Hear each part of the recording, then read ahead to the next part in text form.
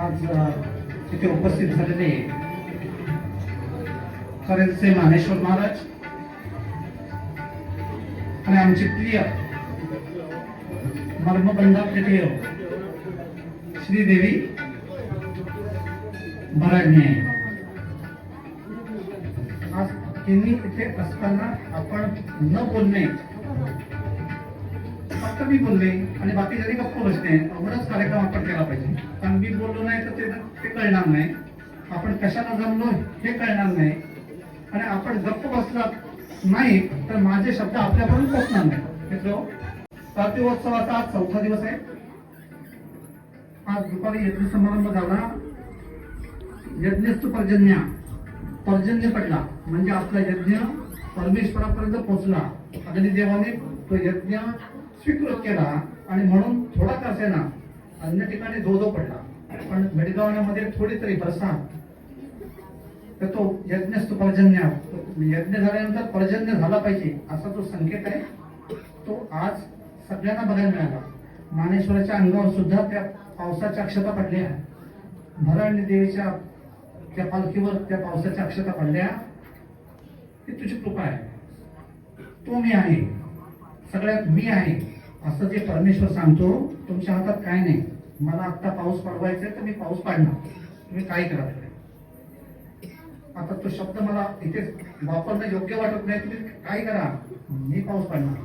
मी आहे, तो मी आहे, अशी ती भावना आहे. आपण त्याचे एवढे अनुस्वरूप आहोत. मी तर फारच नाही, मी इथला पुजारी आहे, मी इथला सेवक आहे, मी झाडूवर आहे, मी डॉक्टर देसाई नाही, मिलिंद देसाई नाही, कोणी नाही. इथला काम करणारा सर्वसामान्य माणूस, साधा माणूस, देवाचा माणूस. देवान जे सांगितलं ते ऐकणार. देवान थांब म्हटलं की थांबणार. आज रजा घेतला की रजा घेणार असला माणूस, साधा माणूस.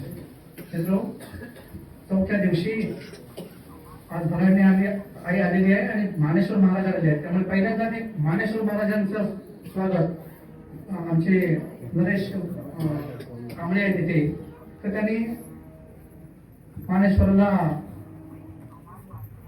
धोतर उपरणं आणि बोला मानेश्वर महाराज की जय. लगेच संतुलिंगांना विनंती करतो की त्यांनी भराडणे आईला साडी आणि खण, नारळ आणि पाकिट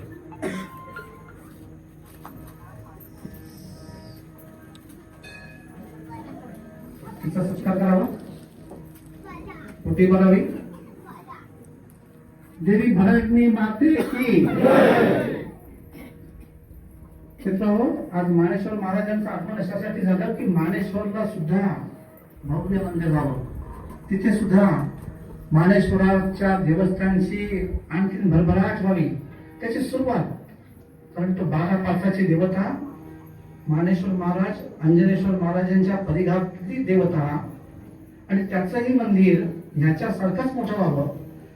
तिथले जे आपले मधुकर चव्हाण आहेत, मुख्य पुजारी, त्या देवस्थानचे सर्व म्हणा किंवा त्याचे प्रमुख म्हणा, वय वर्ष असताना आणि आरोग्य इतकं नीट नसताना सुद्धा एखाद्या तरुणाला लाजवेल अशा पद्धतीने हजर झाले. त्यामुळे सगळ्यांनी त्या आमच्या खोटासाठी, मधुकर चव्हाणांसाठी जोरात टाळ्या वाजवल्या पाहिजे. भरपूर अजून आयुष्य त्यांना मिळालं पाहिजे, कारण ते मंदिर उभं राहणं आणि ते बघणं हे त्यांनी बघितलं पाहिजे. त्यामुळे त्यांना भरपूर आयुष्य 5, 10, 15, 20, 25 वर्षाचं आयुष्य अजून मिळालं पाहिजे अशी मी देव अंजनेश्वर चरणी प्रार्थना करतो. मंदिर बांधताना निधी संकलन व्हायला पाहिजे. निधी संकलन होऊन भरघोस निधी आपल्या सगळ्या 12 गावातून त्या मंदिराला 1-1 रुपया तिथे दानपेटी जाऊन 1-1 रुपया तिथे पावती पुस्तक होऊन 1-1 रुपया तयार झाला पाहिजे. आणि तो मंदिराचा आराखडा, मंदिराची डागडुजी, सभोवतालचा परिसर दैदिप्यमान होईल अशी व्यवस्था केली पाहिजे. आजपासून त्याचा संकल्प केला पाहिजे. मानेश्वर महाराजांचं मंदिर पुढच्या 2-5 वर्षामध्ये झालेलं आपल्याला बघायला मिळेल. अंजनेश्वर चरणी प्रार्थना करतो की सगळ्या 12 गावाच्या मंडळींमध्ये उत्साह, रक्कम देण्याची ताकद मदत करण्याची सगळी सोय सगळ्यांच्या हृदयामध्ये आणि मनामध्ये रुजो आजपासून, आणि ते भव्य मंदिर मानेश्वर हो अशी मी आज रोजी अंजनेश्वर चरणी प्रार्थना करतो. आजचा थोडासा चौथा दिवस सत्काराचा आहे. आपलं पालखी सिंहासन आणि अति प्रभाव झाली ती प्रभाव करणारे आज अनेक उपस्थित आहेत, आणि ते सुद्धा गडेगावचे खोत आहेत. गोखले सुरेश गोखले सराफ, भांडीवाले गोखले म्हणून जरी कोल्हापूरला प्रसिद्ध असले तरी आता गोखले सराफ म्हणून सुद्धा मोठी प्रसिद्धी मिळवली. आणि आपलं जे चांदीचं काम आता जे झालं ते त्यांच्या देखरेखीखाली त्यांच्या मार्फत त्यांनी चांदी घेऊन खरेदी करून आपल्या नजरेतून सिल्वर त्या झोन मध्ये हुपरीच्या कोल्हापूरच्या करून घेतलं. त्यामुळे मला वाटतं त्यांचा सत्कार ते व्हायलाच पाहिजे. कारण त्याच्यापूर्वी सुवर्ण कलश सुद्धा तिथेच बनला, त्यांच्याकडेच बनला, त्यांच्या निगराणीखाली बनला, छत्रछायाखाली बनला. त्यावेळी थोडंसं व्हायला आमचं की त्यांनी यज्ञ समारंभ केला पण त्यांचा सत्कार आम्ही करू शकलो नाही. यावेळी ती कोणी भरून काढतोय तेव्हा आमचा राजा लिंगायत कधी सांगतो की गोखले भाऊंचा सत्कार आमचा इथला कामकाज करणारा माझ्या पाठी भक्कमपणे उभा असणारा सदानंद तुकाराम लिंगायत, मी त्याला विनंती करतो की त्यांनी आमच्या गोखल्यांचा सत्कार माणूस लहान आहे पण त्याची कीर्ती फार मोठी आहे. प्रत्येक गोष्ट शिकतो आणि काम करत जातो आणि म्हणून मी त्याची निवड केली. ते पालखी सिंहासनाचा सत्कार जो आहे जो गोखल्यांचा करायचा तो आमच्या राजाभाऊनी सदानंद तुकाराम लिंगायतनी करावा. अगदी साधी आहे, सोपी आहे, सरळ आहे, पण या मंदिर परिसरामध्ये त्या माणसाचं योगदान भरपूर आहे. कधी कुठचं गोष्ट नाही म्हणत नाही आणि म्हणून त्याच्या 51 किलो 65 ग्रॅम एवढ्या चांदीचं ते तिन्ही काम आहे. आपल्या शिसवासगट काम मी सांगितलं 63 लाखापर्यंत ते काम झालं. हेही सांगितलं की अजूनही त्याला दानाची गरज आहे. लोकांनी जनाच्या आज मला वाटतं भरपूर दान पडलंय. आज पावती पुस्तकातून ह्या दानपेट्यातून उद्याचा दिवस आहे 4 आणि ही पालखी जवळची जी मी पुन्हा आणली, पुन्हा तिथे नेऊन ठेवली, पुन्हा स्थापित केली. त्याचा काय कार्यक्रम केलेला आहे की त्याही दानपेटीमध्ये 5ही दानपेट्या उद्याच्या दिवसामध्ये भरल्या पाहिजे. एक रुपया करून त्या भरून टाका की जेणेकरून तो पैसा शिल्लक राहील आणि पुन्हा अंजनेश्वरवर छत्रछाया छत्री वेगवेगळे दागिने त्याला करू आपण. दानपेटीतला पैसा अशा पद्धतीने जातो आणि अशा पद्धतीने तो कामाला लागतो आणि त्याच्यातून अंजनेश्वरचा जो काय कामकाज आहे, धार्मिक कामकाज असो किंवा त्याचं फंडामेंटल काम असो, त्या दानपेटीच्या रकमेतून व्हायला पाहिजे. ह्याच्या पुढचे सगळे उत्सव दानपेटीनेच केले पाहिजे. त्यामुळे आपण सगळ्यांनी मंदिरात येताना दानपेट्या भरण्यासाठी रुपया 2 रुपये 10 रुपये 50 रुपये 100 रुपये तिथे पाकिट पण ठेवले. एखाद्याला 10,000 रुपये घालायचे असेल तर पाकिटावर नाव द्यायचं, 10,000 रुपयाची पाकिट आत टाकून द्यायची. 10,000 जी रसीद असेल जर नावे देणगी दिली तर त्याची रसीद त्याची पावती त्याच्या घरपोच होते. तो कलेक्शन बॉक्स पण आहे, तो मनी कलेक्शन बॉक्स आहे. दानपेटी आहे ती धनपेटी आहे आणि ती जरब पेटी पण आहे, ती जरब ठेवते. त्या 5ही दानपेट्या या मंदिर प्रांगणामध्ये जरब ठेवत राहणार, वर्षानुवर्ष राहणार. आम्ही असलो काय नसलो काय त्या दानपेट्या वर्षानुवर्ष जरब ठेवतील. भुसकुटे आज आलेले आहेत गोव्याचे, कधी जर आलेले असतील तर जरा 2 मिनिटं बाहेर यावं. आले असतील तर श्रीपाद भाऊ भुसकुटे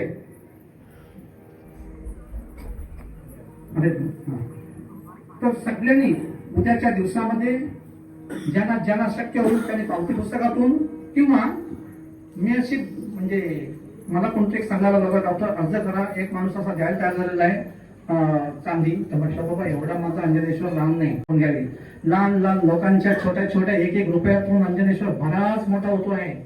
दानपेटी ती धनपेटी होती आहे आणि ती जरब पेटी बनवते आहे. त्यामुळे 5 दानपेट्या लोकांच्या 1 रुपयातून त्या भरतील आणि आम्ही अंजनेश्वर असा मोठा करू की त्या देणगीची आपल्याला गरज लागणार नाही. मगाशी राहिलेला एक छोटासा सत्कार हे जो आवश्यक आहे.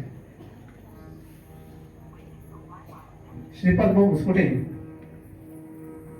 भक्त कसा असावा, देवाला नमस्कार कसा केला जावा, देव भक्तांना कसा बघावा, एक भक्त भक्ताची जी भगवद्गीतेमध्ये जी लक्षणं सांगितली आहेत, लक्षणं ओतप्रोत भरलेला आणि आजच्या यज्ञ समारंभाचा यजमान, या देवाचा यजमान श्रीपादराव घुसकोटे यांच्या रूपाने आपल्याला उपलब्ध झाले. अनेक तऱ्हेचं योगदान. सहज म्हटलं हा देऊया, आज स्वतःने यज्ञ समारंभासाठी रक्कम देऊन टाकली. चांदीच्या पालखीसाठी अधिकच रक्कम दिली की जी यंदाच्या अहवालामध्ये छापली गेलेली नाही. ते मला काय गरज नाही, मी दिली देवाला, पुढच्या अहवालामध्ये येणार. तुम्ही नाही म्हटले तरी येणार. तर त्यांचा सत्कार व्हायलाच पाहिजे. असे जे आदर्श भक्त, मी दात्याने म्हणणार त्यांना, भक्त की देवाकडे कसं बघावं, कशा पद्धतीने नमस्कार करावा. आम्ही असे अगदी तार पुढे जाऊन असे छाती वर करून जे नमस्कार करतो, ही नमस्काराची पद्धत नाही. यांना बघितल्यानंतर लक्षात येईल की नमस्कार कसा करावा. तो साईने करावा, तो बाजूने करावा, तो मान झुकवून करावा, शिर झुकवून आहे. अशा पद्धतीने तो नमस्कार केला तर तो परमेश्वर दिसेल आणि तो डोळे उघडे बघील. ताणताण करून मोठ्या आवाजात करून छाती ताणून तिथे परमेश्वर तुम्हाला बघायला बसलेला नाही. असा भक्त असेल तर 100%. त्यामुळे त्या भक्ताचा सत्कार मी आमचे माडबनचे श्यामा गव्हाणकर यांना विनंती करतो. आमचे तिथं माडबनचा पहिला नंबरचा साखरकर पोत जसे आहेत तसे माडबनचे पोत त्या श्यामा गव्हाणकरांना विनंती करतो की त्यांनी या भक्ताचा सत्कार करावा. सगळ्यांनी त्या भक्तासाठी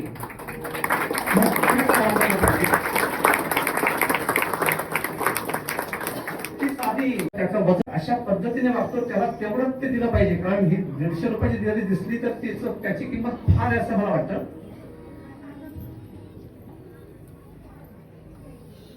आजचा हा नयन रम्य कार्यक्रम वर्षानुवर्ष लक्षात राहावा, चिरंजीव राहावा.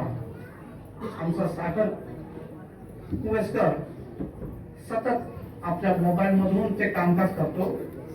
मी त्याला पण धन्यवाद देतो की तो त्याच्या मोबाईलच्या त्याच्या ते कलनातून तुम्हा सगळ्यांपर्यंत हा उत्सव वर्षानुवर्ष जिवंत कसा राहील याचा प्रयत्न करतो. उद्या शेवटचा दिवस आहे, उद्या यात्रेचा दिवस. आचारसंहिता लागली आहे. हे जर 2 मिनिटं सगळ्यांनी गप्प पण आहे का, महत्वाचा भाग आहे. आचारसंहिता असल्यामुळे स्वाभाविकपणे पक्षीय बोलणे, कोण कोणाचं पारडं जड आहे, कोण कसा आहे, कोणता रंग चांगला आहे, हे असे होऊ शकतात. मित्र, या प्रांगणामध्ये, या चौकडीमध्ये बंगल्याच्या आत चुकूनही हे पक्षी आणू नका. पक्षाचे विचार म्हणून आता अंजनेश्वर हा आपला बंगल्याच्या आतला पक्ष. त्यामुळे सगळ्यांनी उद्या ते पक्ष पाळलं पाहिजे, कारण उद्या भरपूर गर्दी होणार. मी पोलिसांना सुद्धा म्हटलं तुम्ही या, दरवर्षी येत नाहीत यावर्षी या, पण आचारसंहिता आहे आमच्याकडे. कारण परवानगी मागव होते, परवानगी मी काही घेतली नाही. म्हटलं तुम्ही या, आमचं चुकलं असेल तर अडवा, काय म्हणणं नाही. त्यामुळे पोलीस असणार आहे, पण सगळ्यांनी दक्षता घेऊ आपण की कुठेही प्रचाराचं किंवा राजकीय टच असलेलं पक्षाचं कुठेही बोलणं या मंदिराच्या आवारामध्ये बाहेर चालेल. मंदिराच्या बाहेर चालेल, बंगल्याच्या बाहेर चालेल, पण मंदिराच्या आवारात होऊ नये. उद्या सकाळचा कार्यक्रम असा की ते बलिपूजन 10 ते 10:30 11 पर्यंत. बलिपूजन झाल्यानंतर देवाला प्रसाद, महाप्रसाद वर्षाचा जो एकदा आपण देतो, दाखवतो, सगळ्यांच्या उपस्थित देतो, सगळ्यांच्या समर्पणाचा देतो तो महाप्रसाद. आणि त्याच्यानंतर सगळ्यांना, सगळे जे भक्तगण असतील 3000 4000 किती असो, तर सगळ्यांना देवाचा प्रसाद म्हणून जो काही उपलब्ध असेल तो प्रसाद देण्याचा उद्या कार्यक्रम आहे. मित्र, सगळ्यांनी त्यामध्ये सहकार्य केलं पाहिजे. 2-3 ठिकाणी आपण हे करणार आहोत. तर जरा मधले होता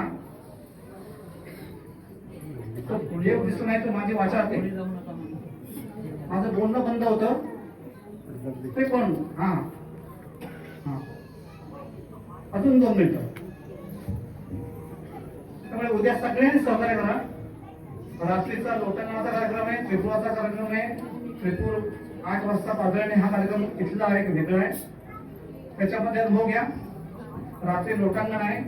सगळ्यात महत्वाची गोष्ट सांगतो की श्रवणम कीर्तनम विष्णुस्मरणम पादसेवनम. अहो 2 नंबरचं भक्तीतला एक भाग श्रवणानंतर कीर्तन, की जो ह्या अंजनेश्वरच्या सभा मंडपामध्ये वर्षानुवर्ष भरपूर खर्च करून, म्हणजे 2 उत्सवांचा खर्च कीर्तन सेवेसाठी 1 लाख रुपयाच्या घरात आहे, 90,000 रुपयाच्या घरात आहे.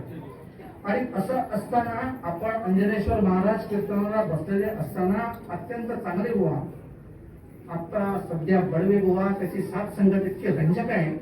आणि असे असताना आपण अंजनेश्वर ऐकायला बसलेला असताना उठून जातो, निघून जातो घरी. फार खेदजनक आहे. मी दरवर्षी एक गोष्ट सांगत असतो, आधी मानकरी लोकांनी केली पाहिजे, पुजारी लोकांनी इथे मंडपात बसलं पाहिजे. हे बघा, मी लहानपणापासून कीर्तन ऐकलं म्हणून मला हे बोलता आलं. हे उगाच बोलता येत नाही, हे कुठेतरी ऐकावं लागतं, कुठेतरी रेकॉर्ड व्हायला लागतं.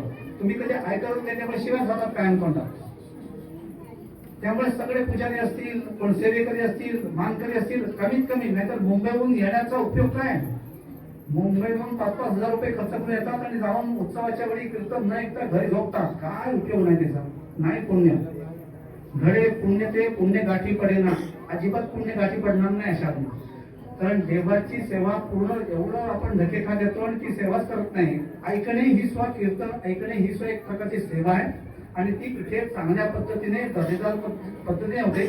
बडवे बुवांसारखे आत्ताचे चांगले कीर्तनकार ज्या लावलेले आहेत. माझी 2 दिवसाची कीर्तन सेवा ऐकण्याची थांबली, मला फार उपयोग लागला. आपल्याला तो आपण निघून जातात तुम्हाला कसा उपयोग लागत नाही मला कळत नाही. त्यामुळे माझी सगळ्यांना कळकळीची विनंती आहे, आपण 5 आणि ते 3 8च दिवस हे ऐकायचं आहे आणि वर्षभर ते कसं वागायचं आहे. आपण जर हे 8 दिवस ऐकलं नाही तर वर्षभरात काय वागता येणार नाही. आराम वागत राहू, शिवाय देत राहू. सकाळी उठल्यापासून झोपेपर्यंत शिव्या, बडबड, वाटेल ते बोलणे, चुकीच्या पद्धतीने बोलणे, अशास्त्रीय बोलणे, कायदा सोडून बोलणे, सगळं शिकवलं जातं या कीर्तनामध्ये. ते बघा, त्या कीर्तनाचा सगळ्यांनी लाभ घेतला पाहिजे. त्या देवतेच्या पुढे एक छोटस ग्रिल घातलेलं आहे. अगदी प्रामाणिकपणे सांगतो की ह्या ट्रस्ट मध्ये रिस्पेक्ट टू स्पेअर असा एक शब्द आहे. ह्या ट्रस्ट मध्ये जेव्हा 1952 साली हा ट्रस्ट स्थापन झाला तेव्हा रिस्पेक्ट टू स्पेअर, कार्यमर्यादा, कार्यकक्षा प्रत्येकाची ट्रस्टीची ठरवून दिलेली आहे. तशी ती मी ठरवून ठेवली की बाबा रे, तिथून परमेश्वर चांगला दिसतो, अजून पुढे जाऊन जास्त मोठा चांगला दिसणार आहे का. त्यामुळे सगळ्यांनी ते बघा, नियम तोडण्यासाठी केलेले नसतात, नियम पाळण्यासाठी असतात. तो ब्राह्मण असो, क्षत्रिय असो, वैश्य असो आणि शूद्र असो, कोणी असो, त्या सगळ्यांनी तो नियम, ती सीमारेषा, ते जे बंधन घातलेलं आहे ते सगळ्यांनी पाळलंच पाहिजे. मला राग नाही येत, पण मला वाईट वाटतं की अरे बंधन घातलेलं असताना ते नियम मोडण्यात काय धन्यता आहे मला कळत नाही. प्रत्यक्षात परमेश्वर सुद्धा, जरा 2 मिनिटं आहे का, त्या नंदी वाहनाच्या पुढे राहून परमेश्वराचं दर्शन घेणं म्हणजे महापाप आहे, हे लक्षात ठेवा. नंदी देवता जी ठेवलेली आहे त्याच्या पाठूनच सगळ्यांनी दर्शन घेतलं पाहिजे. ती उगाच नाही मांडलेली आहे, मजा म्हणून शोपीस नाही तो. नंदी देवता जी ठेवलेली आहे त्याच्या पाठून, आणि ते बरोबर केलेलं आहे. अगदी बघा, मी डोकं लावून काम करतो, कोणतंही काम असेल, बारीक असेल, छोटं असेल, नोटीस असेल, काय असेल, डोकं लावून प्रत्येक गोष्टीला डोकं लावतो. मला डोकं चांगलं आहे अजूनपर्यंत, पुढे राहील असं मला वाटतं. कारण त्याचं बळ इतकं मला आहे की मी राहत नाही, तो बळ देतो, तो सांगतो हे दी, चल हे असं दी, ही नोटीस काढ, असं कर, हे ठेव. असं करीत गेल्यामुळे मी काम करत राहतो. तो म्हणतो मी बाकी आहे, तू काढ, पुढे चल. त्यामुळे ती जी लक्ष्मण रेखा आहे ती उद्या कोणीही ओलांडता कामा नये. दर्शन अगदी व्यवस्थित, त्याला त्रास न होता, गजबजाट न होता नंदी देवतेच्या पाठवून घेतलं पाहिजे. ती नियम आहे, ती लक्ष्मण रेखा आहे, ती पाळण्यासाठीच आहे, मोडण्यासाठी नक्कीच नाही. मित्र, उत्सवाच्या निमित्ताने मला अनेक गोष्टी सांगता येतात. हा उत्सव शांततेत झाला पाहिजे, हा उत्सव संयमात झाला पाहिजे, हा उत्सव घड्याळाच्या तालावर, घड्याळाच्या काट्यावर झाला पाहिजे. हा उत्सव रंजक पद्धतीने आनंद घेणारा, सगळ्यांना उल्हासित करणारा आणि वर्षाचे 365 दिवस ऊर्जा इथून मिळणारा असा व्हायला पाहिजे. त्यामुळे तो होण्यासाठी सगळ्यांनी प्रयत्न केले पाहिजे. लहान मुलापासून ते म्हाताऱ्या माणसापर्यंत, उद्धट माणसापासून प्रगट माणसापर्यंत, बलवान माणसापासून आपले हरकुळ्या माणसापर्यंत सगळ्यांनी हा उत्सव मोठा होण्यासाठी प्रयत्न केले पाहिजे. उद्याच्या यात्रोत्सवामध्ये, उद्याच्या समाराधना कार्यक्रमामध्ये सगळ्यांनी सहकार्य केलं पाहिजे. सगळ्यांचं सहकार्य हेच महत्वाचं आहे. आणि इथला उत्सव टायमावर घड्याळाच्या काट्यावर होतो हे बघण्यासाठी बाहेरचे लोक येतात. हे हा उत्सवाचं वैशिष्ट्य आहे. दुनियेत खूप उत्सव मोठे होतात, दुनियेत खूप काही मोठं आहे, पण दुनियेत बाजार पण खूप आहे. इथे मी बाजार करू दिला नाही आणि तो बाजार होऊ नये मला आटोकाट प्रयत्न, किती वाईट पण आहे, मी बाजार करू देणार नाही. कोणी असो, केवढाही असो, मी कोणालाही तो बाजार करू देणार नाही, तिथे फालतू काम करायला देणार नाही. त्यामुळे हा उत्सव जास्तीत जास्त संपन्नतेने, मानवतेने, ह्या देवाचा मान मिळवत, ह्या देवाचा गरिमा राखून व्हावा, सगळ्यांनी आनंद लुटावा. शेवटच्या कार्यक्रमापर्यंत, ललिताच्या कार्यक्रमापर्यंत, उद्याच्या सगळ्यांनी थांबावं अशी आज सगळ्यांना विनंती, प्रार्थना, सूचना, काय ते म्हणा, नोटीस म्हणा व्यक्त करून आज रोजीचे माझे जे लांबलेले शब्द आहेत 10-15 मिनिटाचे ते इथे संपवतो आणि माझ्यावर आलेला विराम देतो. ओम नमः शिवाय जप करायचा सर्वांनी.